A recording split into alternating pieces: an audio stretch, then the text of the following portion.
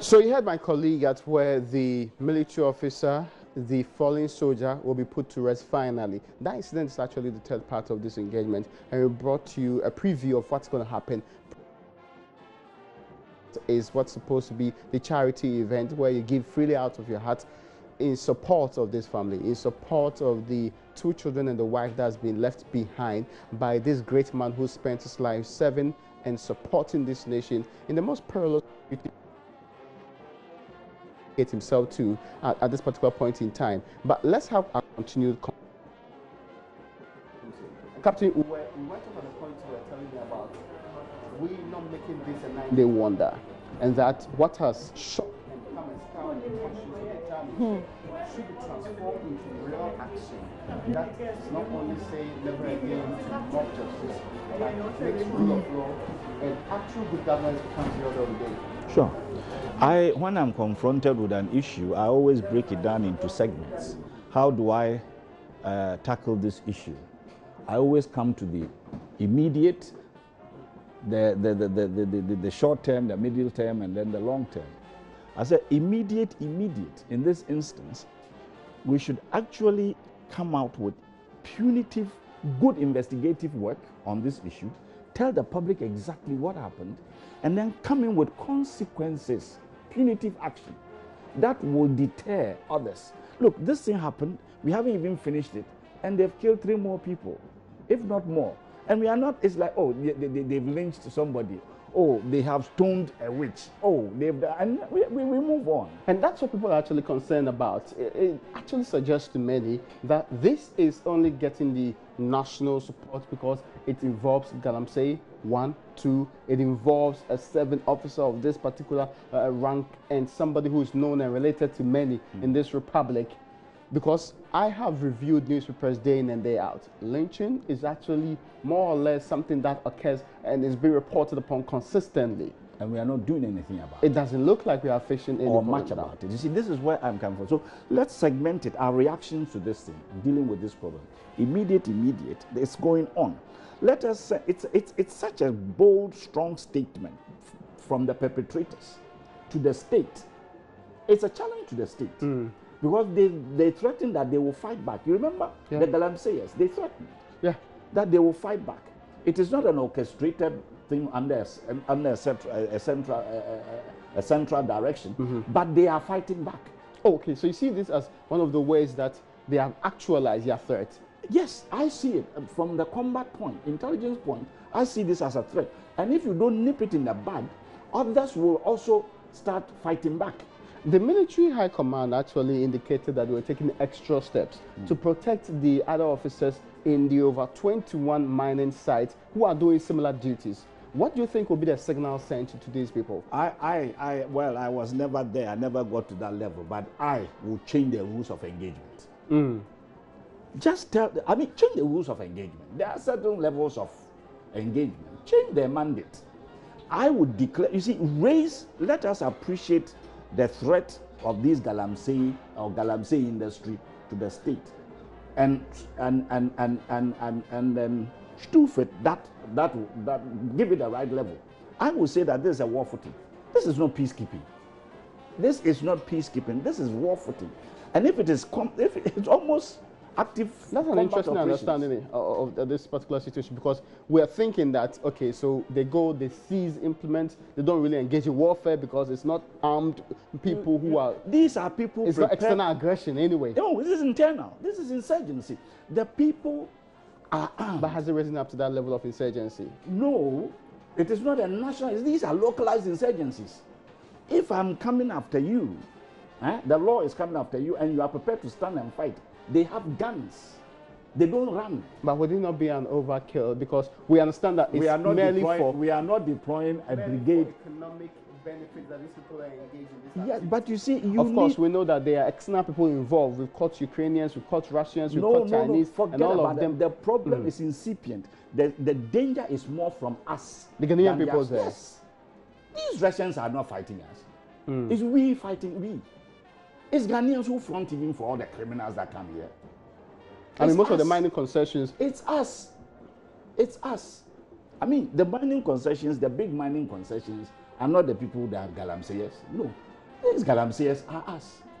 Either us directly or fronting from these foreigners. Do you think that the state considers it as serious as you see it to be? That is what I suspect. I'm not there. I suspect that it has not been analyzed and given the right level of danger.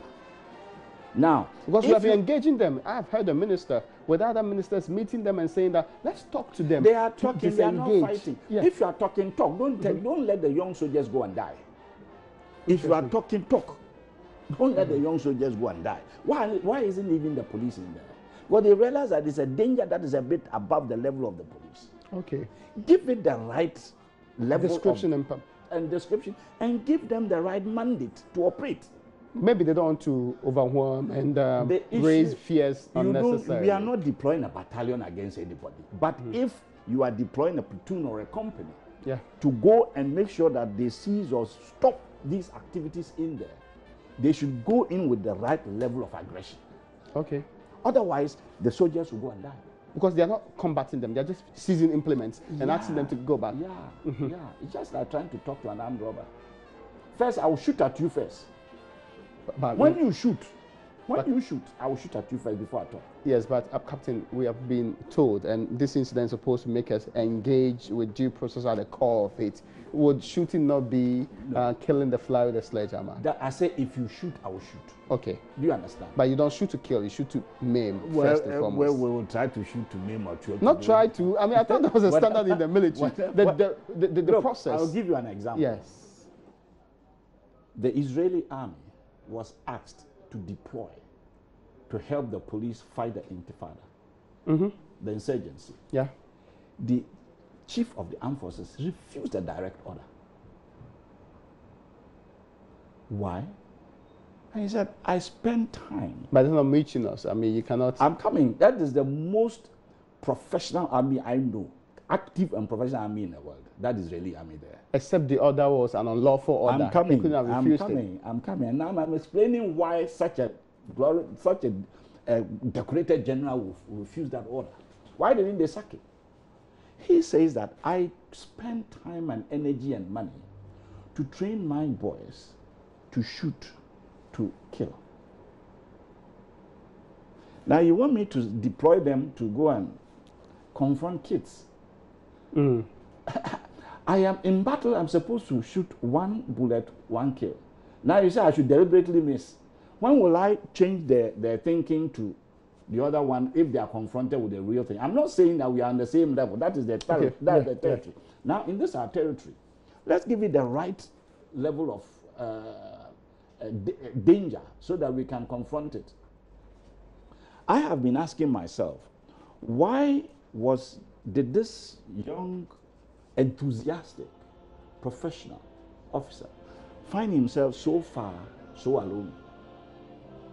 We're told that he went for a 13-kilometer jogging. You can tell me anything. But on this official record for the police investigation team. If he had gone for a 13-kilometer jog and he had been properly briefed that you are going into hostile territory, and he's not a fool, from what I've read, you think he will jog into enemy territory alone? If they had been made aware that the brief, that the area in which you are going has this record, has this pockets of insurgency, has this what? I have conflicting emotions in me. That were they properly briefed as to the area in which they were deployed? He headed a team. He probably would have to send information, we are told, every single day to the Army Command. He's in a better position to get this information. There are other units that are specialized to give you the area and environmental intelligence before you deploy. Yeah, before going there. Yes. But he has been there for months, we understand. He was there for 3 weeks. You understand? The official report suggests otherwise, but okay. But whatever. The issue is that I don't think this Galamsey issue has been given that level of threat. Because we are told we are winning the fight against Galamsey. We are told that now they willingly submitted their excavators, and hundreds of them were already given out there. Sure, but we have arrested hundreds of people in connection with this, and it's not been combative in any of the cases we have seen so far. No. So why do you think raising the threat level is necessary? Much more so when we seem to be on the right side. It is selective. It is selective. The issue is that no man properly trained in our military will go there with a gun like Rambo shooting before asking questions. But then you will be on your guard. You will be on your guard. I'm not saying they should go in there shooting anything that comes their way. No, no, no. Our guys are very professional. The Ghanaian soldier. If you want to see how professional we are, ask foreigners, those who have encountered Ghanaian troops on international operations outside Ghana. That is when you see how professional we are. You understand? I get you. I'm a bit at a loss as to. We are all asking those questions. Yesterday, I called a very senior officer and asked him this question, just to get a bit of comfort. When our boys are being deployed, are they given that level of briefing that we knew about? Well, when we were young, even when we are going on night patrols and these things, they tend to give you some good environmental brief.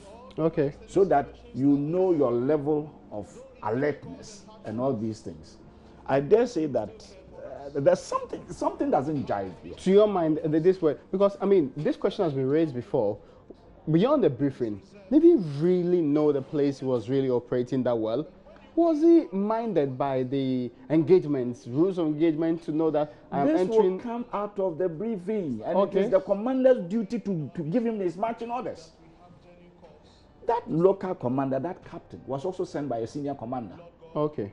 And that senior commander will have better access to the higher levels of intelligence. It was not his duty to go and reconnaissance and before he deploys. That's interesting. We understand investigations are still ongoing, but you suspect that this might be deeper than we think. You see, I'm not the what do you call it? The conspiracy theorist. No. From experience in this case. But the thing is that when you see that some individuals, in any instant, you will get some very brave guys, stupidly brave, who will maybe prepared to stand and fight, right or wrong. You should be prepared. Your posture should be such that he knows that you are ready to take on that thing. Your posture should show that you are ready. You see, they've miscalculated. I think they thought that if we do some of these actions, that the country itself will vacillate a bit, and the shock of it will make us withdraw and all these things. They did miscalculate. I think so. I don't believe that it was a mistake and a mistaken identity and the jogging went wrong. No. I want to err on the side of caution that it could be something more sinister. So I'm prepared. And if I go and it is not that sinister, it is a good deviation. Okay. Not a surprise. I would rather go in with excess capacity than deficient capacity. That is what I would do. We still have 21 sites across the country which are being manned by military men. And what did you say that now they are taking actions to improve the security of the people there? Precisely. Should have done this prior to this occurrence. There has been a review of the security situation. Yeah. And so therefore now extra measures are being taken. I'm not privy to those measures. The military has history. We hope the extra measures doesn't necessarily mean brutalizing civilians. Oh no, I have said already that look, from what we are seeing, those of us the old hands, we were all a bit confused in the beginning. Like, oh, where were the boys? They killed your officer. What are you doing? But now you should have finished the village and. No, we're given to understand that there was a special team sent from Accra immediately there to go and calm them down. Before that team went there, in the olden days, the boys would have been there already. In the community. Yeah. You see, we are witnessing, I think, and I think JJ also said it, we are witnessing an improvement in the conduct. The new military soldier. officers. They are more humane. Their level of discipline, their level of tolerance, their level of self-control, you know, it's a bit higher than what maybe we had. We would have taken things into account. On that note, I want to explore this issue with you because I understand and I'm given to know that you were in the same battalion as this particular fallen soldier. Captain Mahama was in the 5th Battalion. You were in the same 5th Battalion. Sure. In fact, you're also a captain as of the time he left the military. He was also a captain until he was promoted posthumously to the major rank in this case. Now, there are a few things I want to know about this 5th Battalion. How is it like?